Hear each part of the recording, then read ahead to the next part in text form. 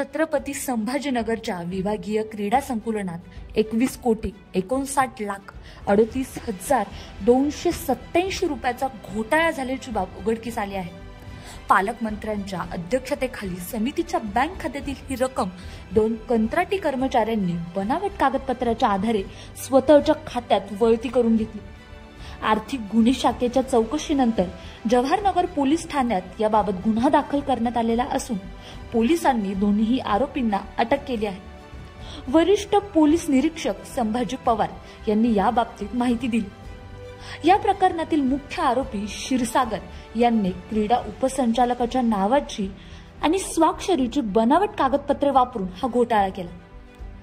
त्या आरोपीला फक्त 23,000 रुपये पगार असून त्याने नुकतीच स्वतःसाठी एक BMW कार विकत घेतली व त्याच्या गर्लफ्रेंडला खुश ठेवण्यासाठी विमानतळासमोरील आलिशान एरियात 2 BHK लक्झरी फ्लॅट गिफ्ट केला।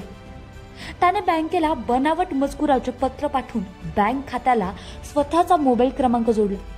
मोबाईल नंबर जोडल्यानंतर नेट बँकिंगची सुविधा सुरू करून खात्यातून मोठ्या प्रमाणात पैसा स्वतःच्या खात्यात ट्रान्सफर केला। हा संपूर्ण प्रकार होत असताना क्रीडा उपसंचालक आणि बँकेतील अधिकाऱ्यांना याची जाणीव कशी झाली नाही यावर प्रश्नचिन्ह आहे। इतक्या मोठ्या आर्थिक गैरव्यवहारानंतरही क्रीडा संकुलनाच्या उपसंचालकांना किंवा बँकेतील जबाबदार अधिकाऱ्यांना याचा पत्ता कसा लागला नाही हा महत्त्वाचा प्रश्न आहे। तसेच आयकर विभागाकडूनही कोणतीही नोटीस न आल्याबद्दल आश्चर्य व्यक्त केले जात आहे। पोलिसांनी अटक केलेल्या आरोपींकडून आणखी कोणतीही माहिती मिळालेली नाही, पण माहिती मिळवण्याचा प्रयत्न सुरू आहे। घोटाळ्यात इतर कोणी सहभागी आहे का याचा तपास आर्थिक गुन्हे शाखा करत आहे। सरकारी निधीवर असे दुरुपयोग होणे ही गंभीर बाब असून दोषीवर कठोर कारवाई होणार असल्याचं पोलिसांनी सांगितलं आहे।